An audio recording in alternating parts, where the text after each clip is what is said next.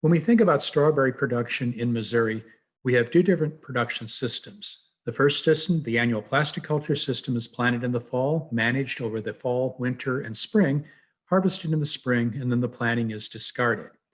With matted row strawberries, these plantings are planted in the spring and they're managed for several years, perhaps up to 3 to 4 years of production as a perennial planting.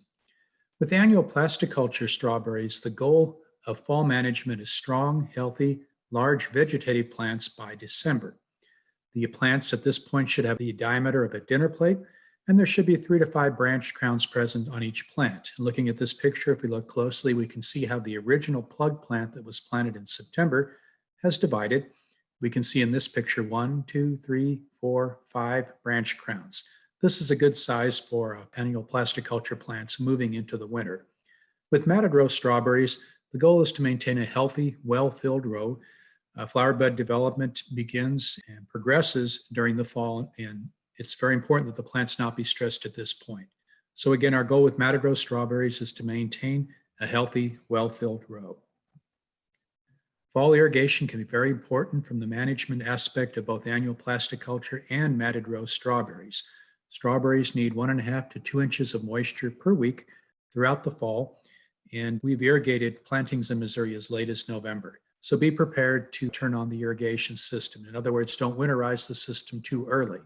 It is, of course, important to winterize irrigation systems on strawberry plantings as we move into the colder part of the late fall. Let's talk a bit about fall runnering with annual plasticulture plants. When annual plasticulture plantings are put in, they're generally planted as plug plants in September, and they begin to produce runners under the long days of the early fall period.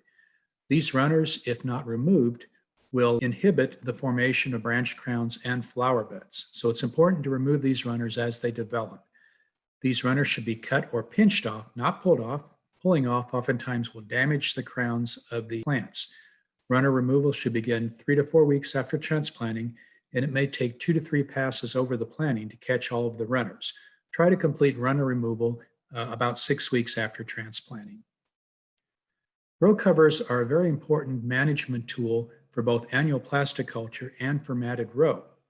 When used with annual plasticulture in the fall, they can be helpful to enhance growth and development and to develop branch crown numbers and also flower bud development. For the wintertime, floating row covers can be very helpful from the standpoint of protection of plants from sublethal temperatures. For winter management, the row covers must be placed and removed at the proper time. And for the spring, row covers are helpful for frost protection. Now, this is most effective early in the spring while plants are still dormant or just coming out of dormancy, but there's also value to using row covers to protect against late frosts as late as the flowering or even the post-flowering period. The floating row covers that are typically used as a management tool with strawberries in the fall and the winter are 1.25 to 1.5 ounce per square yard floating row covers. These row covers are rated by the weight of a square yard. As far as the size, a typical width of a row cover would be 60 foot, and then they come in varying lengths, 125, 250, 300, or even larger. The larger the cover, of course, the more people it takes to manage the placement and the removal of the row cover. A 60-foot width is helpful because it will cover 10 rows of strawberries when they're planted on the typical spacing of 5.5-foot centers. Keep in mind the floating row covers will limit sunlight exposure to plants. It's important not to place them at the wrong time. For example, too early in the fall or too late in the spring. They can be helpful, however, particularly in falls where cool temperatures arrive early, to place over plantings to enhance fall plant growth and flower bud initiation. Typically, however, row covers are placed when weekly temperatures average about 50 degrees Fahrenheit, which here in Missouri, particularly in southern Missouri, will be around Thanksgiving. And then the row covers are removed in late February or early March when day temperatures are consistently above 40 degrees Fahrenheit. The row covers are secured with rock or sandbags every 4 foot. If we look at this picture, we can see examples of what rock bags would look like.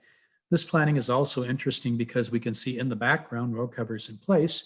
And if we notice up front, we've actually pulled back a part of the row cover, and we can see the plants that were covered with the row cover are in good shape, but there was a portion of this field where the row cover was too short. It did not cover. You can see the snow in the row middles there, and notice that those plants are much less vigorous. They've been damaged by winter temperatures, and this will certainly significantly affect the yield from these plants. And again, keep in mind that row covers cannot be removed when they're wet. You have to allow them to dry before you put them on or take them off, and row covers will limit sunlight. Keep in mind too that although a smaller crew can manage a row cover under still conditions, if the wind is blowing, it's going to take more hands to effectively place and remove row covers. There are farmers who are using straw as a mulching material for matted row plantings. Source your straw early and be sure to avoid straw that has excess grain seed. This grain will germinate and become a weed problem in the planting. And it's also important to source straw that has not come from fields that have been treated with persistent herbicides. Generally, matted row plantings are mulched when the plants are dormant. This is typically going to be in late November or early December. And the goal is to place 4 to 6 inches of loose straw over the planting bed. This equates to about 2.5 to 3 tons per acre or 300 small bales per acre for flat plantings. If the farmer is mulching a matted row planting on raised beds, it may take twice this amount of straw to adequately fill both the area between the beds and the beds themselves.